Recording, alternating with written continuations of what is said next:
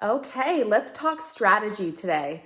It's a really competitive market. So that means, we're seeing multiple offers on many of the properties here in Santa Cruz County. So what can buyers do to stand above the rest when we're seeing anywhere from 10 to 30 offers on a single property, when only one buyer in the end is going to get it? So I'm going to give you 5 strategies to hopefully help you stand above the rest. Okay, number 1 is going to be find out the plan. With each property, it's different, but with most properties, what we're seeing is the seller is setting an offer review date. For those that don't know, that means that the seller is going to expose the home to the market for a certain amount of time, a set amount of time, and then they're going to review offers, meaning if you're interested in the home on this date by this time, submit your offer. So it's important to know, number 1, if they have an offer review date, and number 2, if they're going to stick to it. Because believe it or not, they may set one, but don't abide by it. So it's really important to have an advocate on your side that is going to really keep in touch and make sure that no preemptive offers have come in. And if there has been a preemptive offer, to make sure that you'll have an opportunity to be able to compete. So that's really important, because if they will consider preemptive offers, maybe you'd prefer to make a preemptive offer, or at least keep in mind, okay, they may look at offers prior to their offer review date, so I have to be ready and prepared to make one should an early offer come in. I know all of this can seem a little bit intimidating, but as long as you have a really good realtor on your side, you're gonna be okay, guys. Okay, what's number 2? Make your offer as strong as possible by considering your contingencies. So we're in a competitive market. A seller is going to view your offer in comparison to all of the other offers that they have received.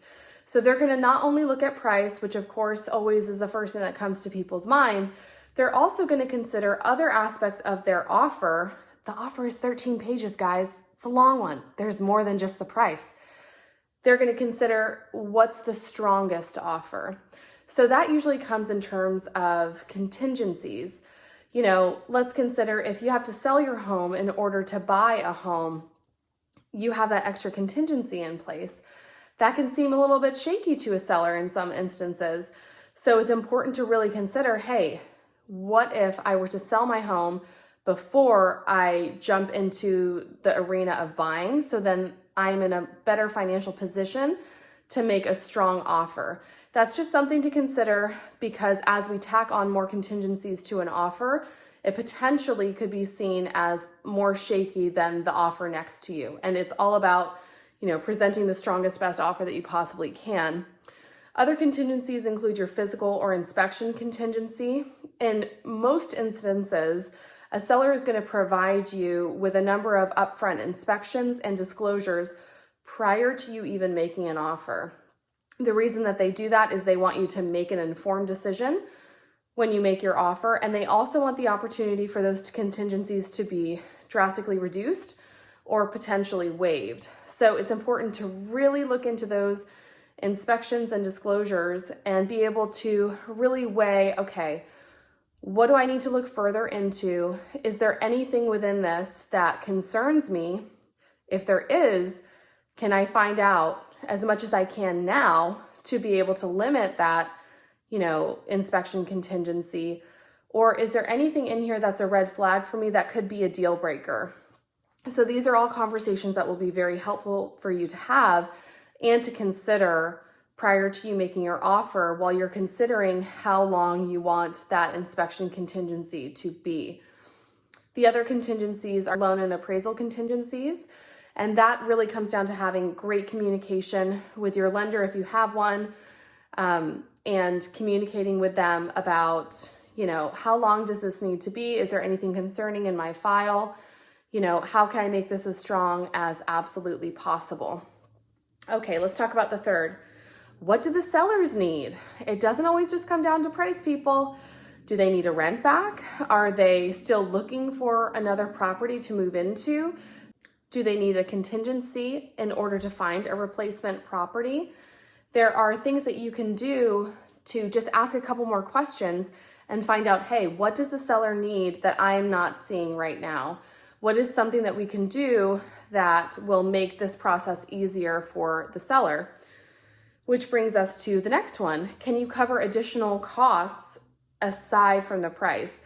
You know, in Santa Cruz County, we require certain government retrofits prior to the sale of a property, anywhere from, you know, carbon monoxide detectors to putting in low flow toilets, water heater bracing.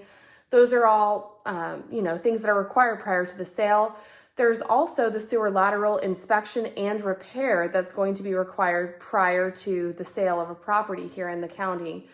And it can sometimes be, you know, a lengthy and not fun process, but it needs to be done.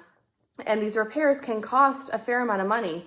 So these are all tools within your tool belt, a negotiation piece where you can say, hey, I'll take this on. You don't have to worry about this. And that could potentially be seen as something that's appealing to a seller. So something to consider. Okay, here it is, guys. Number 5. You've been waiting for it. It's the price. It's going to come down to price as well. So you've got to make the strongest offer possible. You know, your realtor is going to do their very best to try and find out as much as they can about what potentially your other competition looks like. So you can try and gauge, you know, ballpark where things are going to be. If you watched my last video, you know, in the county, the average is 105% of the listed price for sale price. So that means that things are selling, you know, 5% above what you're seeing. So just keep that in mind, right? Things are not selling for what you're seeing the price being.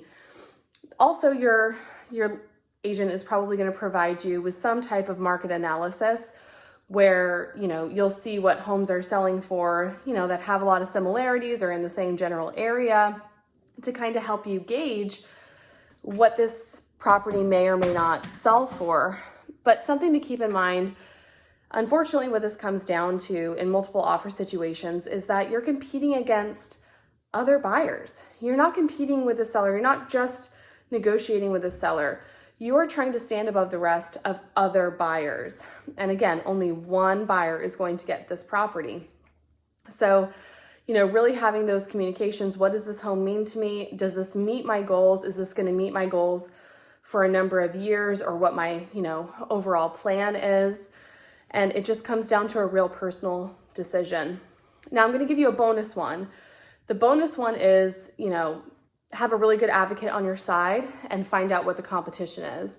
If you have a great realtor on your side, they're really good at communication, especially communication with other agents in the area, other listing agents, and trying to find out as much as they can in terms of what your competition is prior to you making an offer in a multiple offer situation. You know, trying to find out how many offers there are, what potentially those offers look like, if there's cash or loan or contingencies, so you can try and make an informed decision as to what you want to construct your offer to look like. Okay, hopefully that's some helpful information. I wish you the best of luck, and if you need any help with great representation here in Santa Cruz County, you know how to reach us.